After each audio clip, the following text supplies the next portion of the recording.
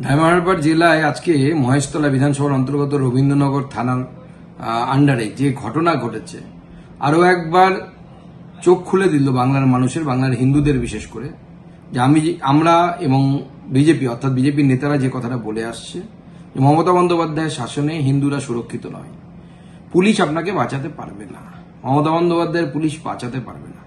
আজকে তুলসী গাছ তুলে ফেলাকে কেন্দ্র করে যে গন্ডগোল, যে সাম্প্রদায়িক দাঙ্গা শুরু হলো, দাঙ্গা বলা ঠিক নয়, একতরফা মুসলমানরা হিন্দুদের বাড়িঘর ভেঙেছে, হিন্দুদেরকে মেরেছে, এমনকি পুলিশকে পর্যন্ত ছাড়েনি।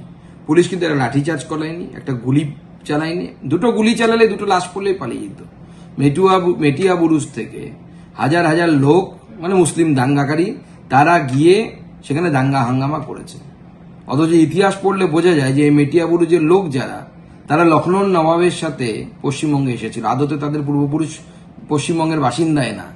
আজকে পশ্চিমবঙ্গের বাইরে থেকে এসে তারা পশ্চিমবঙ্গের হিন্দুদেরকে তাদের ঘরছাড়া করছে। বাঙালি ভাবুন, আগামী দিনে আপনাদের চরম বিপদ অপেক্ষা করছে যদি না সচেতন হন।